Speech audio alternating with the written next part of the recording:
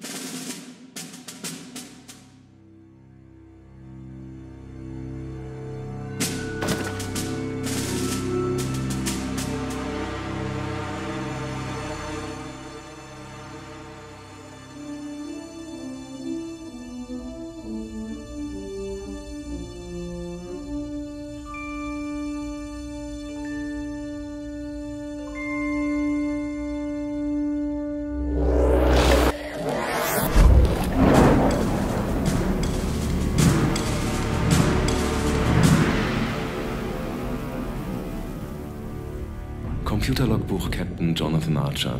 Die Enterprise befindet sich auf dem Weg nach Hause. Es ist ein riskanter Flug, denn wir haben nur eine funktionierende Warp-Gondel. Wir waren in großer Gefahr. Das sogenannte Rote Imperium hatte sich zum Ziel gesetzt, jede organische Existenz im Universum zu vernichten. Wir konnten das feindliche Schiff zerstören, doch nur durch das große Opfer einer selbstlosen Crew, der wir auf der anderen Seite begegnet sind. Der Crew des Raumschiffs Titan.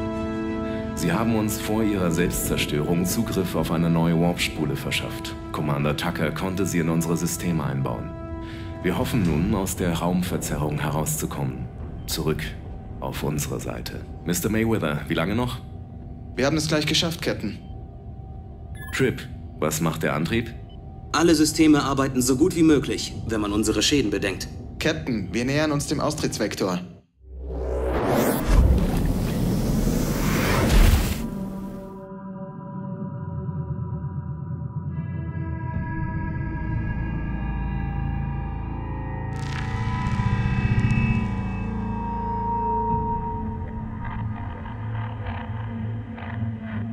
Was ist hier nur passiert?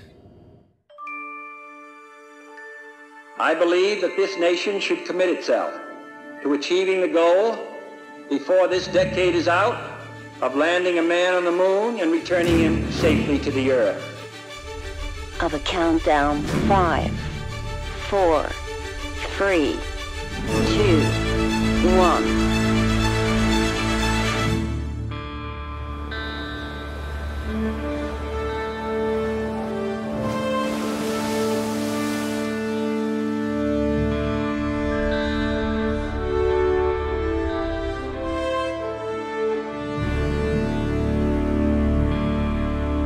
It's one small step for man, one giant leap for mankind.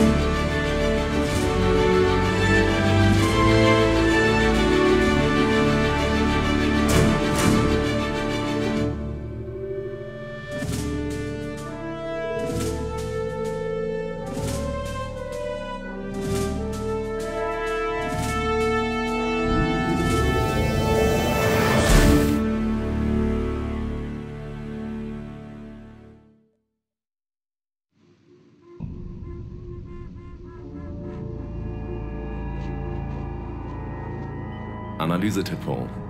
Diese Schiffe wurden vor nicht weniger als 2 Tagen zerstört, Captain. Die Waffensignatur ist mir unbekannt. Mir ist neu, dass dieser Bereich des Alls ein Kriegsgebiet sein soll. Irgendwelche Warp-Signaturen, T'Pol? Können Sie ermitteln, wohin die Angreifer geflogen sind? Nein. Wenn hier Warp-Signaturen waren, haben sie sich inzwischen abgebaut oder die vorherrschende Strahlung verdeckt sie. Mr. Reed, rufen Sie das Sternenflottenkommando. Probleme, Lieutenant? Sir, ich kann keinen Kontakt mit der Erde herstellen. Es ist, als sei niemand zu Hause. Travis, lassen Sie uns weiterfliegen. Setzen Sie Kurs zur Erde. Holen Sie alles raus, was der Antrieb hergibt. Aye, Captain.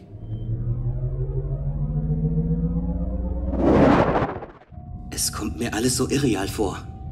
Die Sensoren und das Kommunikationssystem arbeiten einwandfrei. Es ist anzunehmen, dass diese Schiffe einem mächtigen Gegner unterlagen. Es ist real. Wer kann das gewesen sein? Ich will zu gern wissen, wer die sind. Nach meinen Erlebnissen auf der anderen Seite des Zeitspiegels gehe ich davon aus, dass der Angriff durch das Rote Imperium stattfand. Das Rote Imperium? Du meinst die Wesen, die in uns eindringen und uns kontrollieren können? Das sind die Informationen, die ich von der toten Crew auf dem unbekannten Schiff erhalten habe. Da wir dadurch auch an eine neue Warp-Spule gelangten, um hierher zurückzukommen, gehe ich davon aus, dass auch diese Information stimmt. Deshalb hast du mich auch geküsst? Um herauszufinden, ob mich nicht vielleicht einer von denen kontrolliert? Das ist korrekt. Da frage ich mich doch, warum beim Captain eine kurze Berührung am Arm gereicht hat, um zu checken, dass er nicht besessen ist. Vulkanier sind Kontakt-Telepathen-Trip. Es reichte zwar nicht aus, um seine Gedanken zu lesen, aber ich bekam einen ausreichenden Eindruck von seiner Psyche, um ihn zu identifizieren. Also war das zwischen uns ein persönlicherer Test, um festzustellen, ob ich es bin? Aufgrund der vertrauten Atmosphäre, die zeitweise zwischen uns zu herrschen scheint, erschien es mir unnötig, Zeit mit Zurückhaltung zu vergeuden. Soll das heißen, du empfindest etwas für mich? Das, was in der Ausdehnung zwischen uns geschehen ist, Trip, war eine logische Verkettung von Ereignissen, die auf meinen teilweise emotionalen Status zurückzuführen waren. Logische Verkettung von Ereignissen? Wir hatten Sex, T'Pol. Ich wusste gar nicht, dass Vulkanier je zu so etwas bereit wären, geschweige denn mit einem Menschen. Oder bin ich eine Ausnahme? In den vergangenen 3 Jahren bist du mir nicht mehr derart negativ aufgefallen wie zu Beginn der Enterprise-Mission. Du willst damit sagen, du magst mich? T'Pol, soll das etwa heißen, es gäbe noch eine Chance für uns? Es gibt immer Möglichkeiten für solch eine Entwicklung, Trip. Da brat mir doch einer einen Storch.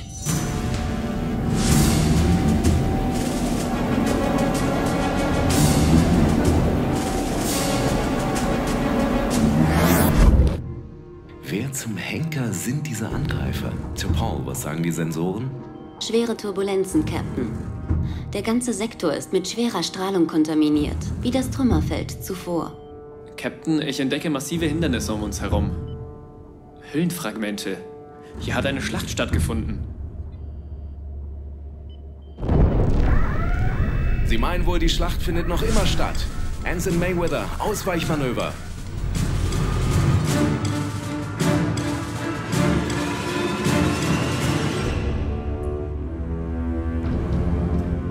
Sir, die Warp-Signatur des Feindes. Sie ist identisch mit denen der Schiffe im Zeitspiegel. Wie kommen die nur hierher? Das Rote Imperium. Wie können die hier sein? Ihr Schiff im Zeitspiegel wurde zerstört. Uns ist niemand gefolgt. Sir, diese Schiffe sind uns haushoch überlegen. Ihre Technologie und ihre Bauart. Was ist damit, Lieutenant? Sehen Sie selbst, Sir. Sie sehen zwar anders aus, aber es ist ganz sicher das Rote Imperium.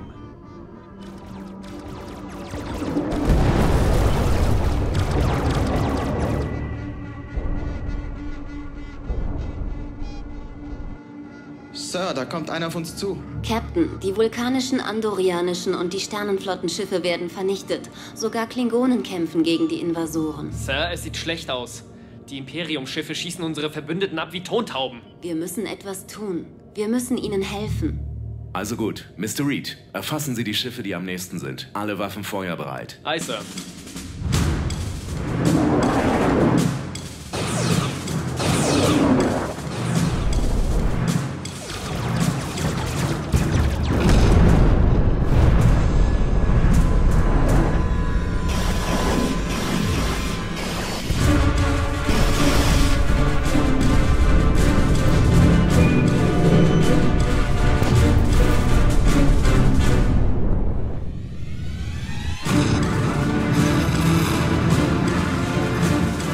Malcolm, setzen Sie die Schiffe zu Achtern außer Gefecht. Photonentorpedos abfeuern.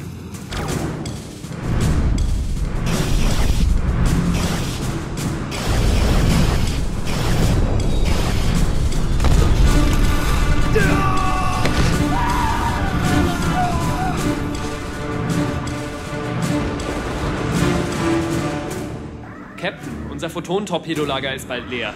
Wir müssen zu konventionellen Torpedos greifen. Verstanden.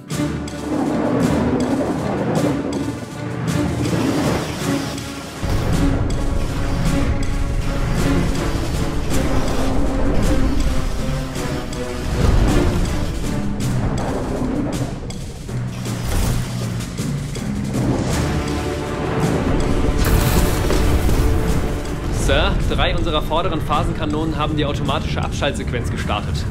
Wenn ich sie nicht abkühlen lasse, schmelzen sie. Verdammt. Ist in Ordnung, Malcolm. Feuern Sie weiter mit Torpedos.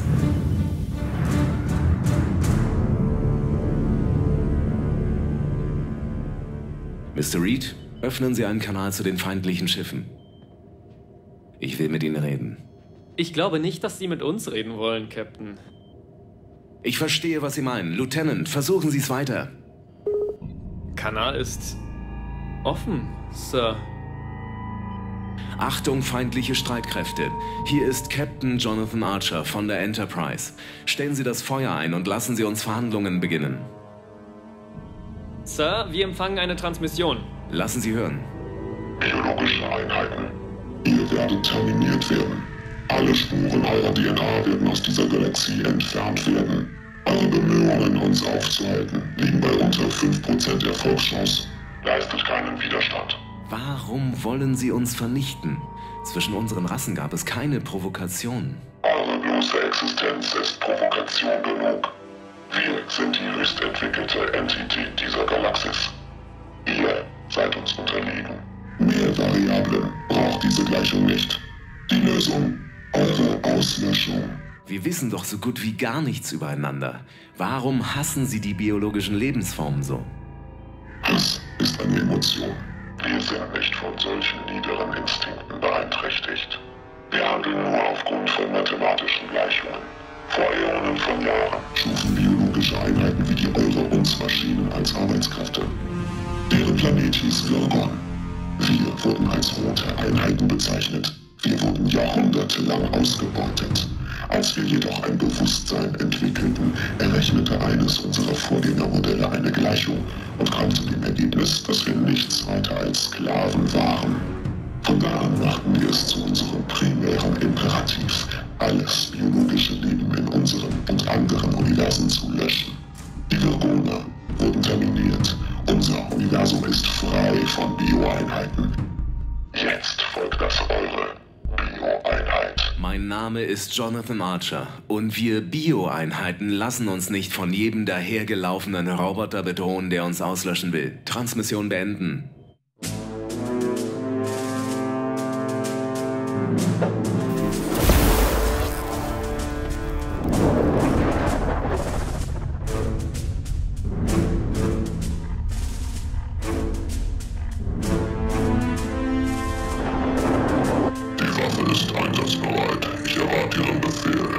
Aktivieren Sie die Talaron-Matrix. Vernichten Sie die Bioeinheiten.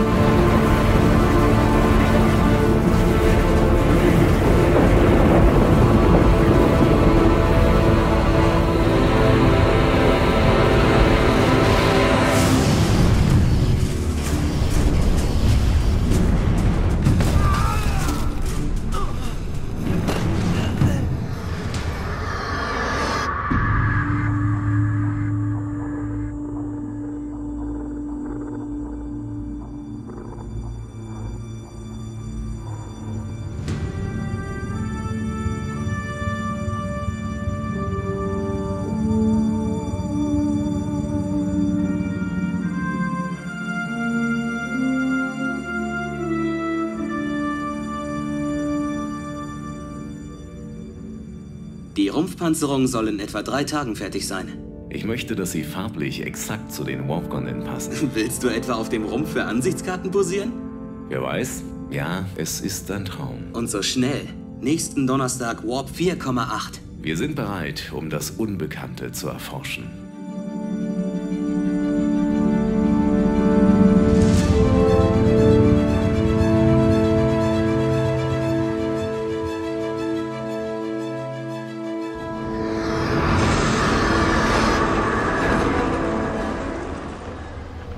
Wiederherstellung des Datentransfers. Nachricht bitte abrufen. Kurs setzen auf Vulkan.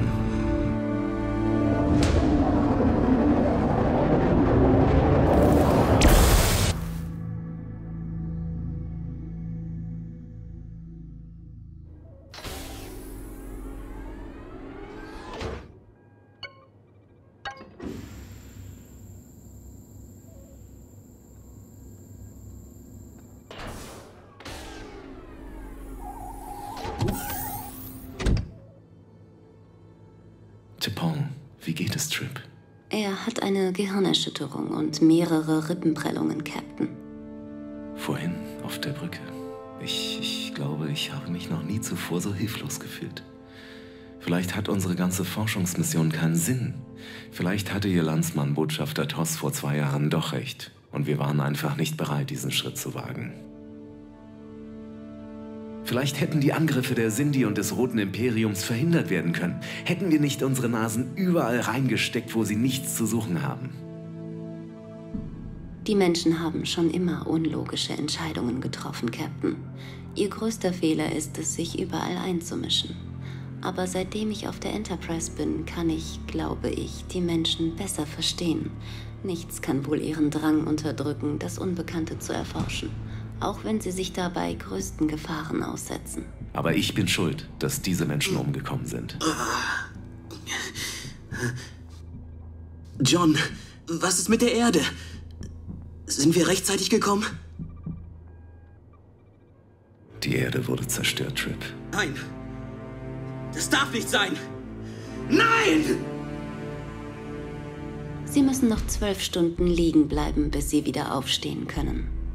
Brücke an Captain Archer. Sir, wir haben Vulkan erreicht.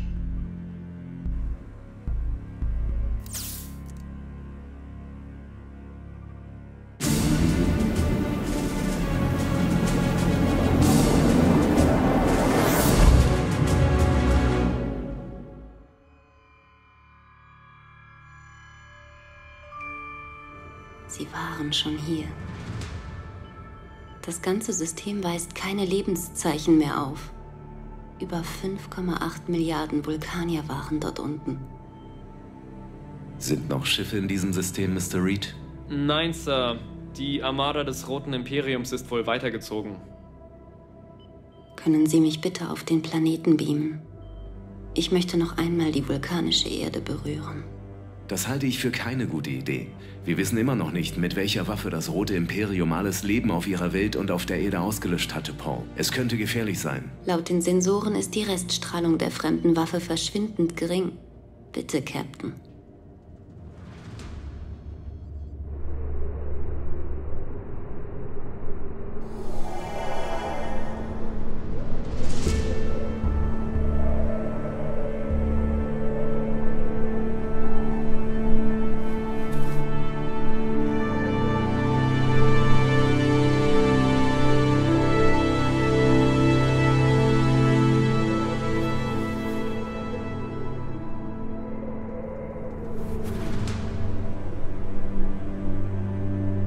Als Kind habe ich hier immer gespielt. Davon sind nur noch Erinnerungen übrig. Ich wusste nicht, dass Vulkanier spielen. 5,8 Milliarden Vulkanier sind tot. Nun bin ich Teil einer gefährdeten Spezies. Sprechen Sie, Lieutenant. Die Langstreckenscans haben 3 Schiffe ausgemacht, die mit hoher Geschwindigkeit hierher unterwegs sind. T'Pol, wir müssen von hier weg. Das Rote Imperium ist auf dem Weg hierher. T'Pol! Wir müssen nach Seleia 3 fliegen, Captain. Seleia 3? Nie davon gehört. Was soll das sein? Selaya 3 ist eine Geheimbasis. Sie wurde vor Jahren von den Vulkaniern aufgegeben. Dort sollten wir sicher sein.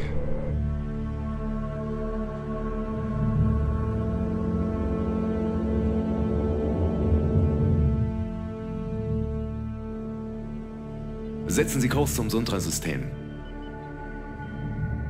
Captain, wenn ich mich richtig an die Sternenkarten erinnere, besteht das System aus einem Asteroidenfeld. In der Tat.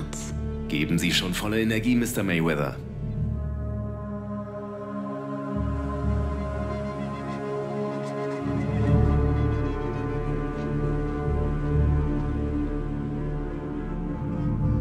Runter auf 1/4 Impuls, Travis. Langsam weiter. Jetzt sind Sie dran, T'Pol. Setzen Sie diesen Kurs, Anson.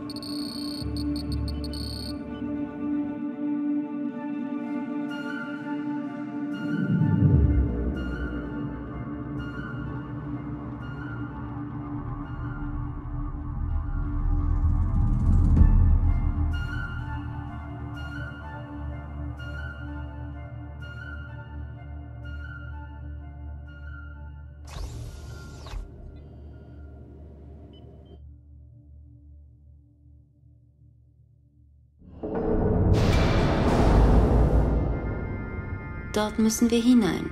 Die Basis ist im Inneren des Asteroidenfeldes.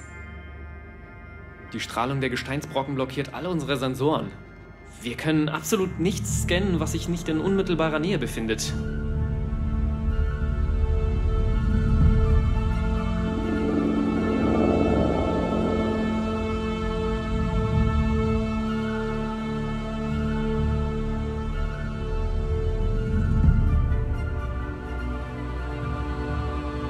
Alle Maschinen volle Schubumkehr.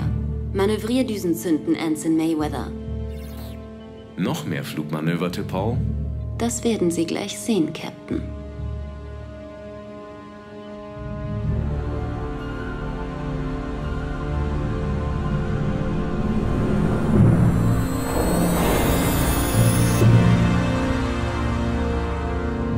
Wow, das nenne ich mal ein gutes Versteck.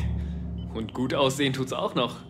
Die Vulkanier sind ziemlich einfallsreich, wenn es um das Verstecken großer Anlagen geht.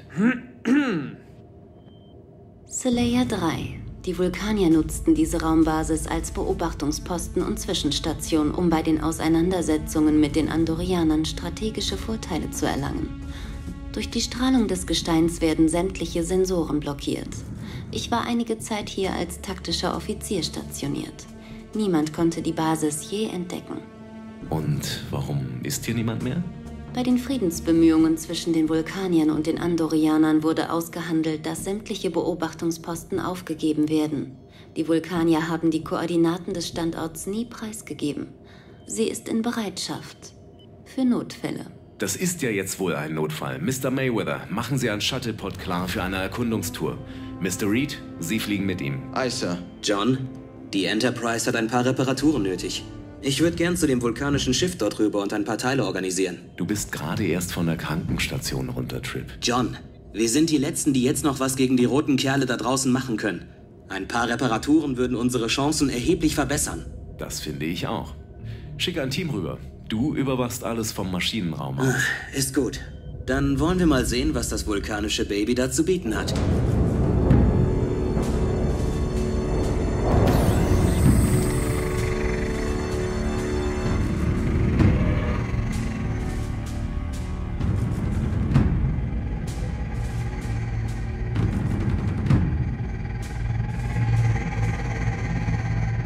Captain, kannst du in den Maschinenraum kommen? Ich habe was gefunden, das du dir unbedingt ansehen musst.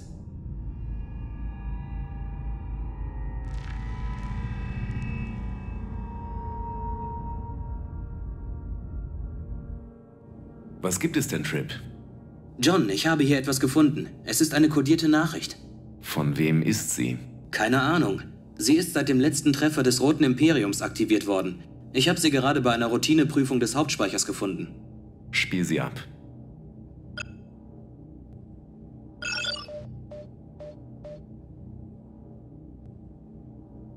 Mein Name ist James Tiberius Kirk vom Raumschiff Titan. Wenn Sie diese Nachricht sehen, dann hat das Rote Imperium wieder einmal gewonnen. Doch nun wissen wir, wie wir sie aufhalten können. Jonathan Archer, kommen Sie zurück in den Zeitspiegel und lassen Sie uns die Zeitlinie korrigieren. Retten Sie unsere Welt. Retten Sie Ihre Welt. Kirk, Ende.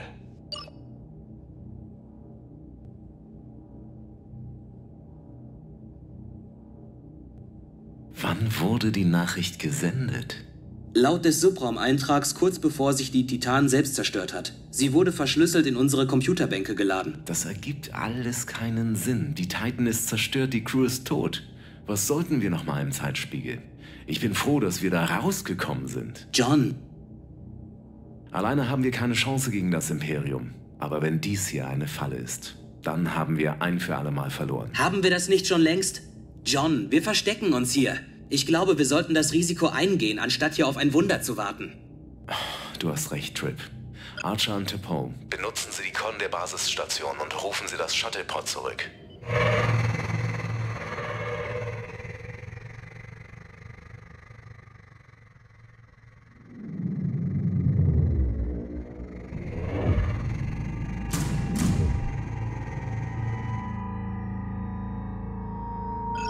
Enterprise an Shuttlepod 1. Kehren Sie zum Schiff zurück, Ensign Mayweather. Wir haben die Reparaturen beendet. Verstanden, Enterprise. Mayweather, Ende.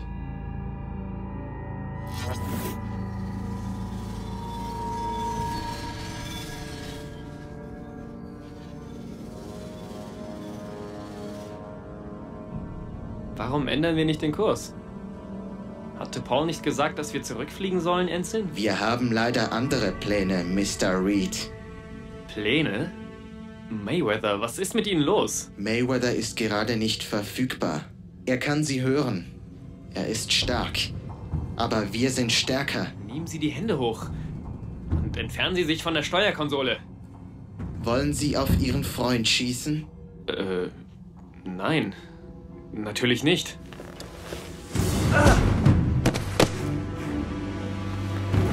Hier spricht die Drohne 7543RM.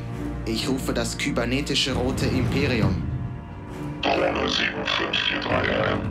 Ihr Statusbericht. Ich habe die Koordinaten, wo sich das Erdenschiff und seine Bioeinheiten versteckt halten. In weniger als einer Stunde werden 3 Schiffe eintreffen. Dann werden wir die letzten biologischen Überreste aus dem All entfernen. Archer und Tucker, habe ich dir nicht gesagt, du sollst die Reparaturen vom Maschinenraum aus überwachen? John, ich konnte doch nicht einfach nur rumsitzen. Mir geht's gut und jetzt sind wir fast fertig. Ich habe gleich die letzte Planke zusammengeschweißt. Dann ist die Hülle am Deflektor wieder repariert. Gute Arbeit, Trip. Was machen die Arbeiten an der Warp-Gondel? Leider passen die Komponenten der vulkanischen Technik mit unseren nicht zusammen. Dann müssen wir es mit einer Warp-Gondel riskieren, um in den Zeitspiegel zurückzugelangen. Sieht leider so aus. Noch was, Trip. Shuttlepod 1 ist überfällig. Begib dich sofort wieder an Bord der Enterprise, wenn du mit deiner Arbeit fertig bist. Wir werden dann die Basis verlassen, um das Shuttle zu suchen. Gut.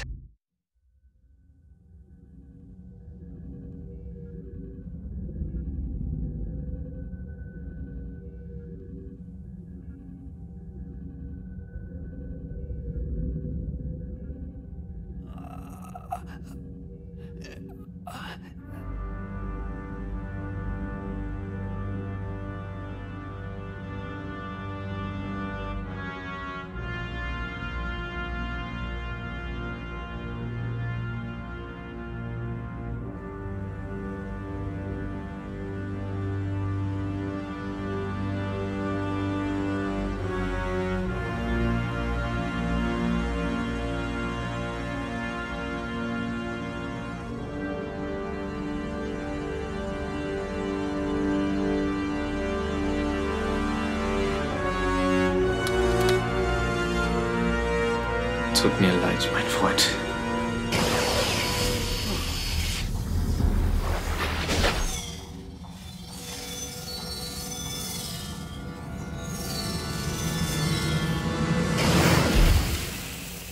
Hier ist das kybernetische Rote Imperium. Drohne 7543RM, melden Sie sich. Mayweather, alles okay mit Ihnen? Gut, dass Sie wieder aufwachen.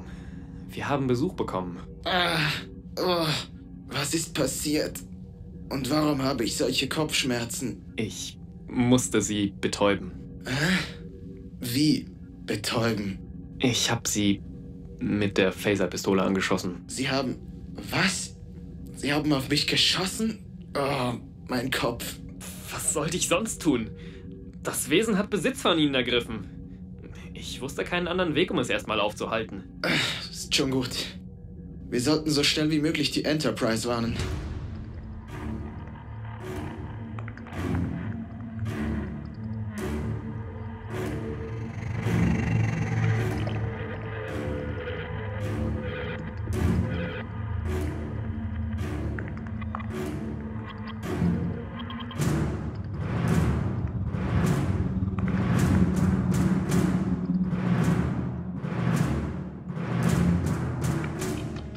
T'Pol, bringen Sie uns raus.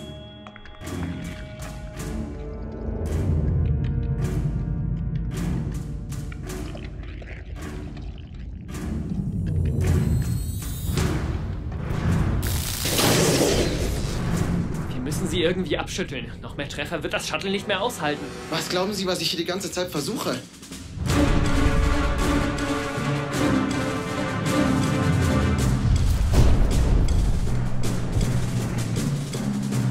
Wann haben wir das Ende des Tunnels erreicht? In ein paar Minuten, Captain.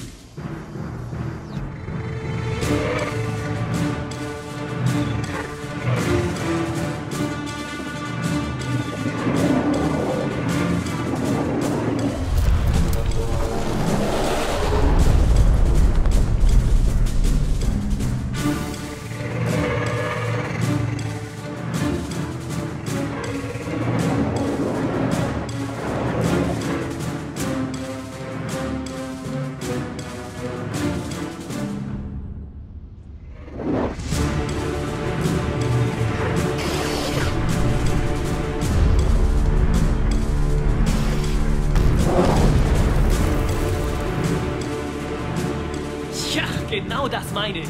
Ja, dann waren es nur noch 2, Sir.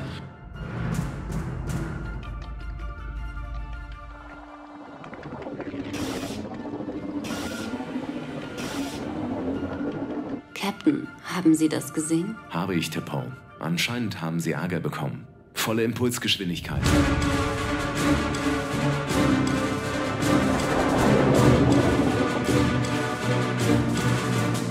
Trip, mach die beiden Shuttles kampfunfähig und beam Reed und Mayweather auf die Enterprise.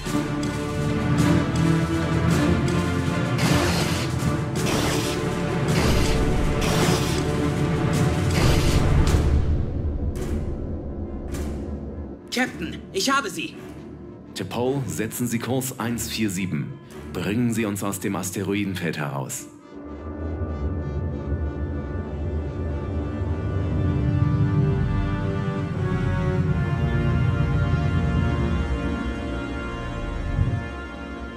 T'Pol, passen Sie auf! Oh, hat Steuerbord! Das war knapp.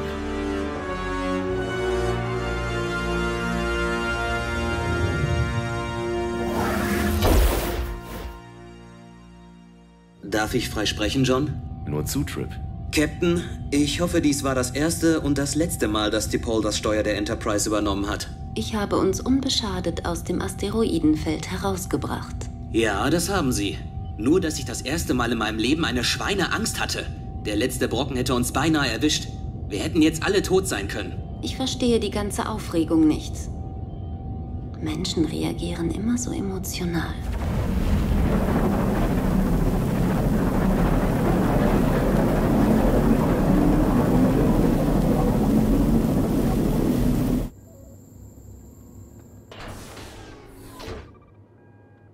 Ich kann es immer noch nicht fassen, dass mich diese Mini-Roboter infiziert haben.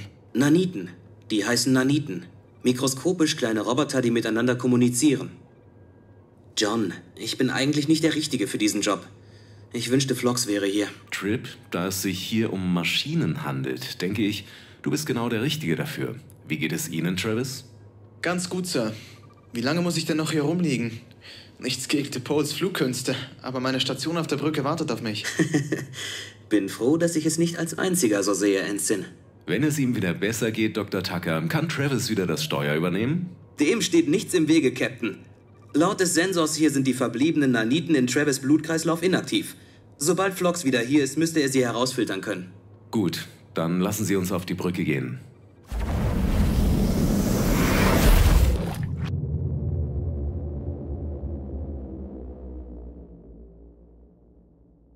Captain, wir haben das Kaskadensystem erreicht. Gut. Trip, bist du bereit? Alle Systeme sind im grünen Bereich. Wir können loslegen. Mayweather, setzen Sie einen Kurs zum Zeitspiegel. Und wenn es geht, nicht nochmal so einen holprigen Flug wie beim letzten Mal. Ich werde mein Bestes versuchen, Captain. In 5, 4, 3, 2, 1. Wir fliegen nun mit Transmission Warp.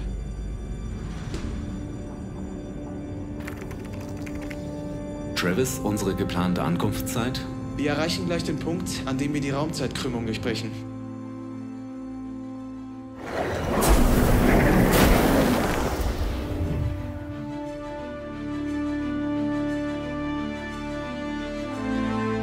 Status? Laut den Sensoren sind wir genau da, wo wir sein wollten. Wieder im Zeitspiegel, Captain. Gut, Mr. Mayweather. Captain, die Langstreckenscans haben ein Schiff ausgemacht. Können Sie das Schiff identifizieren?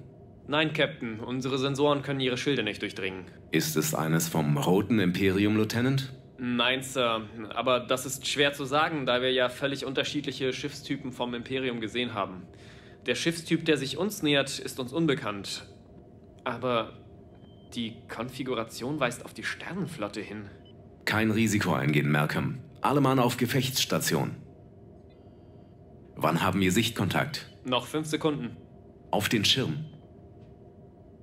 Maximale Vergrößerung.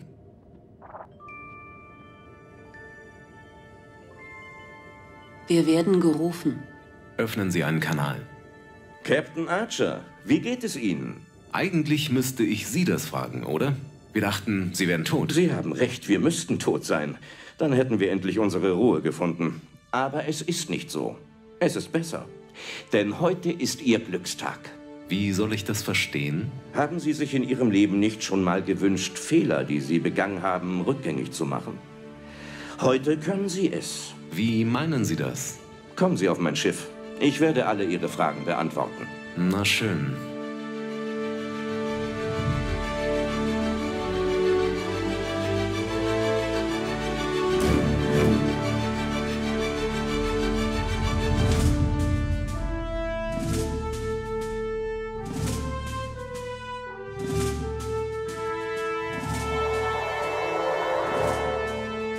Schön, Sie wiederzusehen, Captain.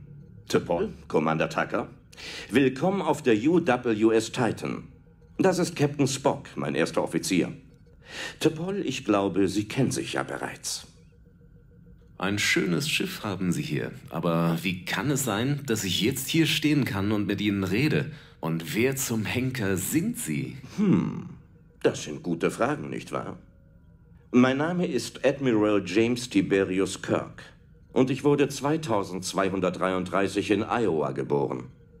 In meinem Universum, bevor das Rote Imperium mit seinem Vernichtungsfeldzug begann und alles durcheinander brachte, war ich Captain der USS Enterprise. Im 2. Jahr ihrer Mission fanden sie ein Schiff, was im Inneren größer war, als man es ihm von außen zutraute. Es war ein Köder des Roten Imperiums. Auf dem Schiff war die Drohne versteckt. Naniten. Sie zeichneten alles auf, was von Interesse für ihre Artgenossen war. Sie suchten einen Weg, sie und ihr Schiff in den Zeitspiegel zu bringen, Captain.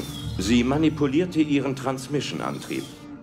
Doch das Imperium ahnte nicht, dass wir über diesen Zwischenfall Bescheid wussten und uns einmischen würden. Warum haben Sie uns das bei unserem ersten Treffen nicht alles erzählt? Weil Sie uns nicht geglaubt haben. Denn dies ist nicht das erste Mal, dass wir Ihnen alles erzählen. Nicht zum ersten Mal? Soll das heißen? Wir erleben diesen Tag immer und immer wieder. Wir sind seit dem ersten Treffen in einer Art Zeitschleife gefangen, geschaffen vom Roten Imperium. Die Maschinen haben die Zeitschleife erzeugt, um uns davon abzuhalten, uns einzumischen. Aber es gelang uns trotzdem, sie zu kontaktieren, Captain. Wir haben oft versagt. Doch dieses Mal ist es etwas anders. Ihr Schiff hat die letzte Schlacht überdauert und konnte den Spiegel verlassen, weil wir die damalige Titan geopfert haben. Aber irgendwie ist das Imperium doch an die Informationen über die Erde und ihre bisherige Geschichte gekommen. Damit könnten die Maschinen das bekannte Universum letztendlich vernichten. Die Naniten. Die einzige logische Schlussfolgerung. Diese Drohne muss den Datentransfer aktiviert haben, als wir alle bewusstlos waren, nachdem die Druckwelle die Enterprise getroffen hatte. Entschuldigen Sie, Admiral. UWS Titan? Was soll das eigentlich heißen? United World Starship. Ein Verbund aus Planeten, der sich zusammengeschlossen hat, um dem Roten Imperium Widerstand zu leisten. Wir sind der letzte Widerstand. Captain Archer, wir sind dieses Mal im klaren Vorteil und könnten so den ganzen Verlauf dieser Geschichte ändern. Und hoffentlich den ursprünglichen Verlauf des Zeitstroms wiederherstellen. Admiral, noch 20 Minuten, bis die zweite Enterprise hier eintrifft. Die zweite Enterprise? Ja, sie sind jetzt anscheinend zweimal hier. Auch für Sie, oder sollte ich sagen, Ihr zweites Ich, beginnt der Tag von Neuem. Man kriegt Kopfschmerzen, wenn man darüber nachdenkt, oder? Eine Frage hätte ich noch. Wer waren die Leute auf der ISS Enterprise und wo kam dieses Schiff her? Es waren Hologramme. Das Rote Imperium verfügt über hochentwickelte Technik, Captain Archer. Wir haben uns ihre Methoden zunutze gemacht und das Hologramm von meinem parallelen Spiegelbild mit einem telepathischen Transmitter ausgestattet, der eine Gedankenverschmelzung zwischen mir und T-Pol initiiert hat. Das war der logischste und effizienteste Weg, ihr Vertrauen zu gewinnen. Und es funktionierte die vergangenen Male immer besser, weil wir aus jedem sich wiederholenden Tag lernen konnten. Ich habe vor dem Rüberbeam die Quantensignatur Ihres Schiffes mit dem des Wracks der ISS Enterprise verglichen. Sie stimmen nicht überein. Das Wrack dieser Enterprise trieb zwischen den Universen, Mr. Tucker.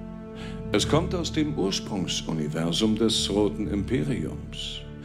Die kybernetischen Wesen haben das biologische Leben in ihrer eigenen Sphäre ausgelöscht. Jetzt machen sie sich daran, alles Leben in diesem hier zu Kybernetische Wesen? Verflixte Roboter sind das. Dr. McCoy, der korrekte technische Terminus lautet kybernetischer Lebensform. Spock, die haben weder Blut noch Knochen. Nur Schrauben und Servomotoren. Verdammt, ich bin Arzt und kein Robotikexperte. Für mich sind das Roboter. Kommt Ihnen das bekannt vor, Jonathan?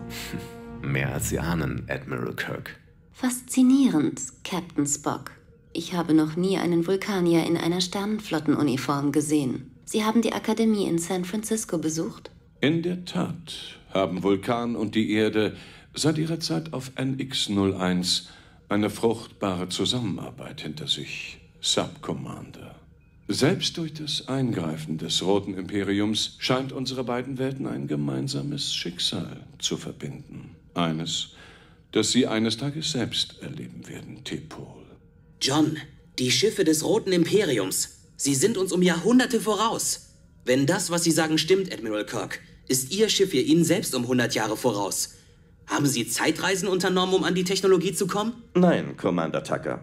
Laut Mr. Spocks Analyse sind aus den wiederholten Angriffen des Roten Imperiums immer wieder rasante technische Fortschritte entstanden. Aber da wir in der Zeitschleife gefangen sind, sind wir den Änderungen des Zeitstroms schutzlos ausgeliefert. Erst befinden wir uns an Bord eines Schiffes, dessen Technik aus dem 24. Jahrhundert stammen könnte. Dann ändert sich plötzlich alles und wir befinden uns auf dieser Titan, die eher in unsere Zeit passen würde. Mr. Scott, meinen Ingenieur, bringt das Ganze zur Verzweiflung. Er ist froh, wenn er seinen Maschinenraum immer wieder am selben Platz vorfindet. Ei, haben Sie die Kopie gesehen, die diese Mistkerle von Robotern von unserer Constitution-Klasse gebaut haben? Eine echte Abscheulichkeit. Warum baut eine Rasse von kybernetischen Lebensformen Sternenflottenraumschiffe, um ihren Krieg zu führen? Vielleicht halten Sie es für das eleganteste Design, Mädchen. Faszinierend. Wenn sich Ihr Schiff wirklich unter Ihrem Hintern verändert, wie kommt es, dass Sie über die Änderung an Ihrer Geschichte Bescheid wissen? Mr. Spock hat einen alten Vulkanier-Trick angewandt, um das Bewusstsein der ganzen Crew aneinander zu binden.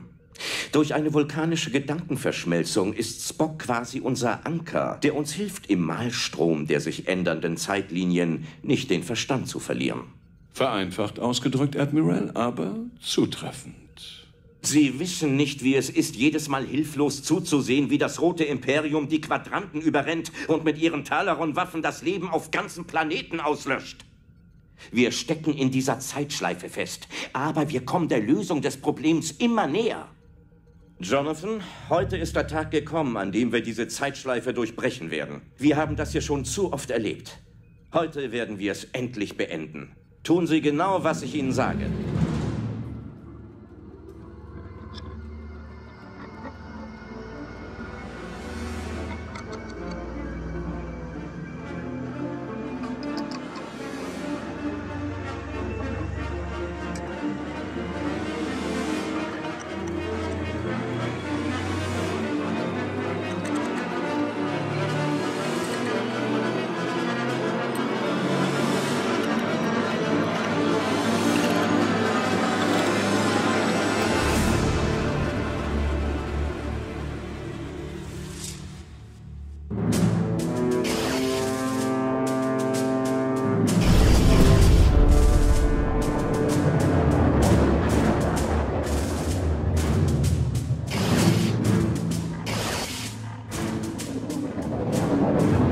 Admiral Kirk, die Enterprise hat schwere Schäden erlitten. Ihre Hüllenpanzerung depolarisiert sich. Sie haben einen Hüllenbruch. Angriffsmuster Beta 8, Mr. Zulu. Lenken wir das Feuer des Feindes auf uns. Ei.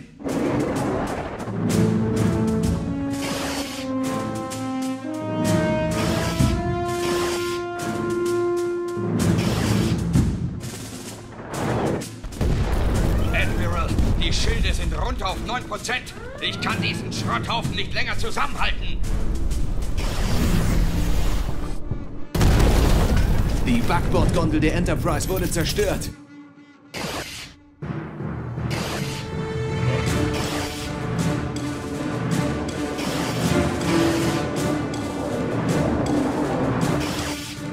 Hoffentlich hält sich Archer bereit. Er ist tot, Jim. Zulu, alle Waffen! Feuer aus allen Rohren! Uhura, rufen Sie Archer. Sehen Sie nicht, dass wir keine Chance gegen das Schiff haben? Aber wir müssen sie zerstören. Unsere Zukunft hängt davon ab. Das Schiff ist einfach zu stark gepanzert. Archer, vertrauen Sie mir. Wenn wir es nicht schaffen, dann gibt es nur noch eine Möglichkeit, sie aufzuhalten. Entfernen Sie sich vom Schiff. Aber bleiben Sie in Beamreichweite. Was haben Sie vor? Scotty, Schilde deaktivieren. Hikaru, setzen Sie Kollisionskurs auf das gegnerische Schiff. Voller Impuls. Ei, ei, Admiral.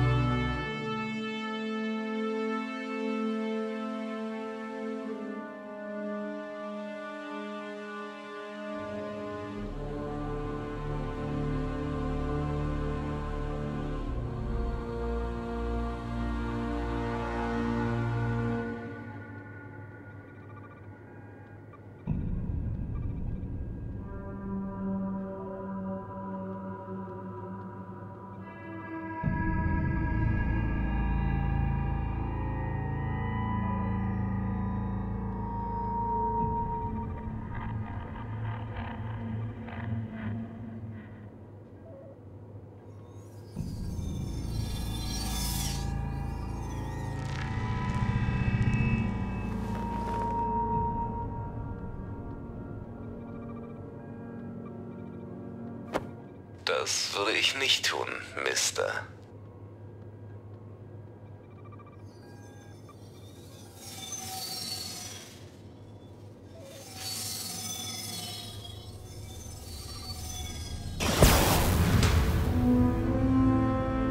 Subraumfunk unterbrochen. Transmission gelöscht. Puh, das war knapp. Archer und T'Pau, Mission erfüllt. Holen Sie uns zurück. Captain, wir haben Probleme, Sie zu beamen. T'Pau, was ist da los? Wir empfangen ungewöhnliche Werte. Ihre Muster lassen sich nicht eindeutig erfassen. Sie scheinen zu verschwinden. John! T'Pau, Paul, ich will ja nicht drängen, aber wir kommen hier in echte Schwierigkeiten.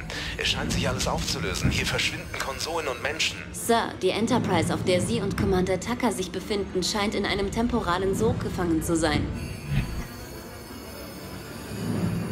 Was zum Henker? Verdammte Paul! Hier löst sich alles und jeder auf. Jetzt holen Sie uns endlich hier raus. T'Pol und Transporterraum. Haben Sie sie? Wir konnten sie nicht erfassen. Eine Spur von der anderen Enterprise, Mr. Reed? Nichts. Sie ist weg. Aber...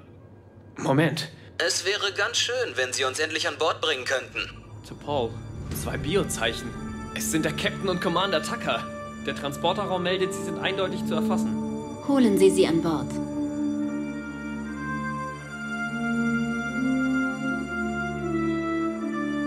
Was der Captain wohl von uns will? Wahrscheinlich erfordern die Ereignisse der vergangenen Tage eine besondere Behandlung in der Zukunft. Captain, was ist los? Ich habe Ihnen etwas Wichtiges mitzuteilen. Die letzten Tage waren sehr auffühlend. Vulkan und die Erde sind unsere Heimatplaneten. Wir haben gesehen, wie sie zerstört wurden. Was wir alle hier erlebt haben, verbindet uns. Denn wir werden niemals außerhalb dieser Crew ein Wort darüber verlieren, geschweige denn einen Bericht darüber schreiben. Aber Captain, niemand soll erfahren, was geschehen ist? Es ist nicht geschehen. Wie? Es ist nicht geschehen? Was der Captain meint, ist, dass die Zeitlinie wiederhergestellt ist. Die Erde ist unbeschadet. Für ihre Bewohner ist nichts dessen passiert, was uns widerfahren ist. Sir, warum darf niemand erfahren, dass die Erde gerettet wurde? Die Menschen auf der Erde sind empfindlich geworden, was fremde Spezies angeht. Der Angriff der Sindhi hat so etwas wie ein Massenmisstrauen ausgelöst. Es wäre unklug, die Menschheit mit dieser neuen Bedrohung noch feindseliger gegenüber außerirdischem Leben zu stimmen. Wir müssen weiter forschen, neue Spezies kennenlernen und fremde Galaxien erkunden. Wir haben diese Mission gegen das Rote Imperium ausgestanden. Sie ist für die Erde faktisch nie passiert. Lassen wir es dabei. Aye, Captain. Also dann, alle auf ihre Posten. Mr. Mayweather, setzen Sie Kurs zur Erde. Fliegen wir nach Hause.